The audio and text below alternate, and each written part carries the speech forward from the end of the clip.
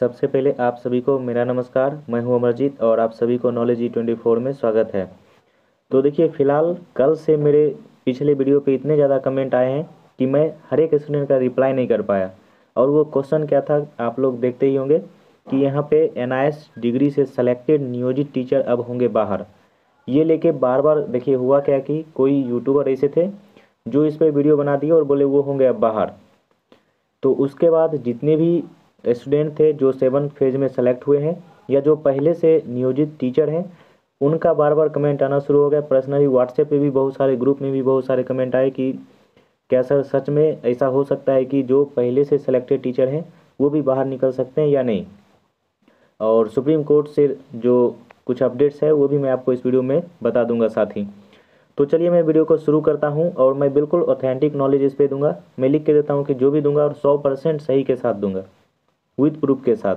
तो आप लोग वीडियो, उससे पहले आप लोग वीडियो के अंत तक जरूर बने रहे और साथ ही आप लोग अगर चैनल पे नए हैं, चैनल को सब्सक्राइब कर लीजिए।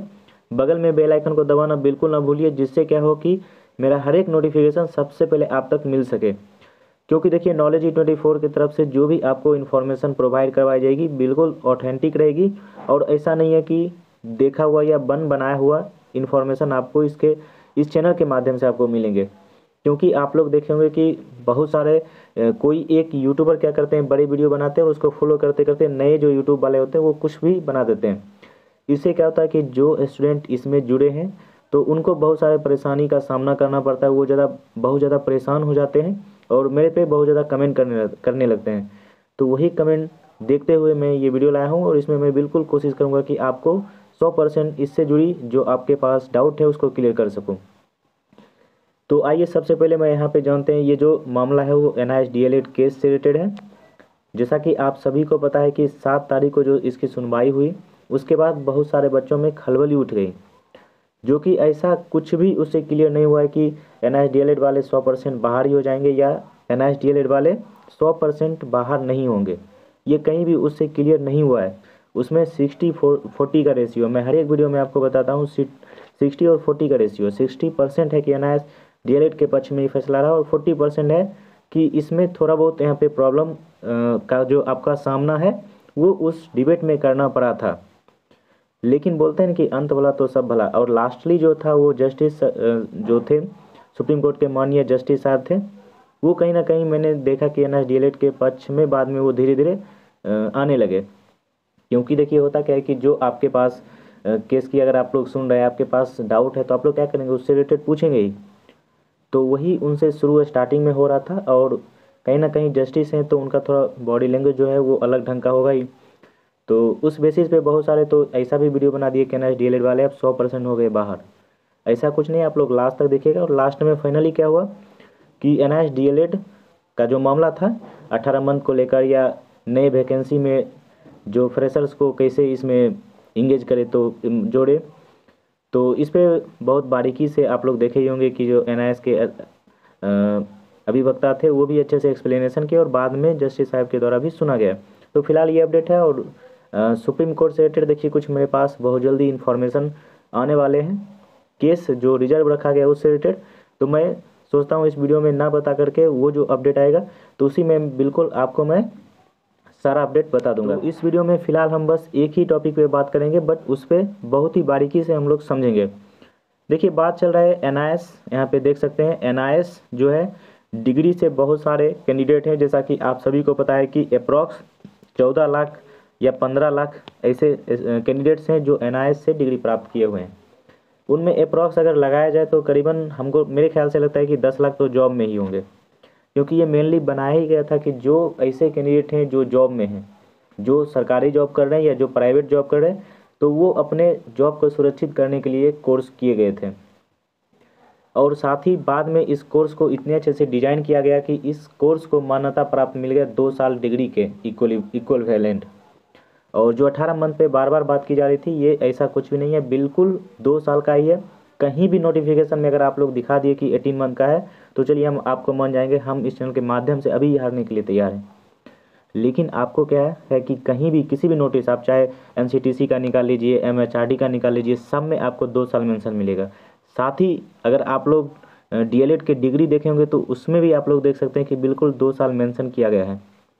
ये सिर्फ ये है कि 18 मंथ में कराया गया है, और यही लेके बार बार जो जस्टिस साहब थे उनको क्वेश्चन बहुत ज़्यादा क्रिएट हो रहा था कि ये 18 मंथ का है। लेकिन बाद में जब नंदन बोहरा जी का मार्कशीट दिखाया गया तो कहीं ना कहीं वो भी देख लिए कि ये सर्टिफिकेट पर तो डायरेक्ट 2 साल लिखा गया है और 6 मंथ का इंटर्नशिप था, तो वो उसमें ऐड किया गया था। और एनसीटीसी के पास पावर भी है, कोई भी कोर्स को रिड्यूस कर सकता है, कोई भी कोर्स को बढ़ा सकता है, जैसा कि आप लोग बीएड का देखे होंगे। तो चलिए खैर, इस पर हम लोग नहीं जानेंगे, इस पर जो जस्टिस साहब हैं उनको इसमें समझना है और इससे रिलेटेड जो जानकारी है, जो केस के अपडेट्स हैं, वो उनको देना है। और साथ ही मैं बात करूं तो जो डिबेट हुआ था उस पर देखिए 50-50% ही रहता है। अब इसके बाद जो 60% हम बात करते हैं, जो आपका लास्ट जो इसका फाइनल रिजल्ट आएगा, तो 60% एविडेंस पे वो काम करता है। उस दिन बहस इसलिए हुआ था क्योंकि उनको एनआईएस डीएलएड क्या है वो समझ में आ जाए। उसके बाद वो अगर जितने भी एविडेंस मिले उस पर पढ़ेंगे तो बारीकी से दोनों पक्ष का सुना हुआ फैसला वहाँ पे परखेंगे और समझेंगे और देखेंगे कि किसका पॉइंट कमज़ोर पड़ रहा है, तो उनको केस से बाहर निकालेंगे। तो ऐसा करते हैं।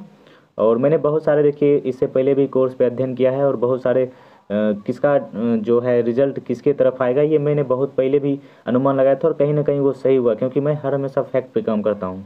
और सुप्रीम कोर्ट भी ऐसा है कि वो भी 100% फैक्ट पे ही काम करते हैं, क्योंकि वो वहाँ पे इमोशन का कहीं भी जगह ही नहीं है। इसलिए उनको एविडेंस चाहिए और फैक्ट चाहिए, उसी पे वो सारा काम करते हैं। तो फिलहाल देखिए मैं फिर टॉपिक से यहाँ पे भटक चुका हूँ, तो इसलिए मैं डायरेक्ट टॉपिक पे आता हूँ। तो बहुत सारे जो सेलेक्टेड टीचर्स हैं उनसे भी मैंने कांटेक्ट किया, वो भी मुझे बहुत ज़्यादा कांटेक्ट कर रहे हैं, बार बार कॉल कर रहे हैं, ग्रुप में मैसेज कर रहे हैं कि क्या सर एनआईएस डिग्री से जो सेलेक्टेड टीचर हैं वो सच में बाहर हो सकते हैं। या बहुत सारे बिहार से भी आए मेरे पास मैसेज, बहुत सारे कोलकाता से भी आए, बहुत अदर स्टेट से भी मेरे पे आए थे। लेकिन मैं आपको साफ साफ बताना चाहूँगा कि आपका 100% यहाँ पे है कि आप लोग बिल्कुल नहीं निकलेंगे। ये आप लोग लिख लीजिए, 100% मैं यहाँ पे दावे के साथ कह सकता हूँ, क्योंकि मेनली आपको जॉब सुरक्षित करने के लिए ही रखा गया था। इसलिए आप लोग टेंशन मत लीजिए। हाँ, जो फ्रेशर्स हैं उन पे थोड़ा बहुत इफेक्ट मिल सकता है, वो भी मतलब बहुत कम चांस है उन पे भी मिलने का।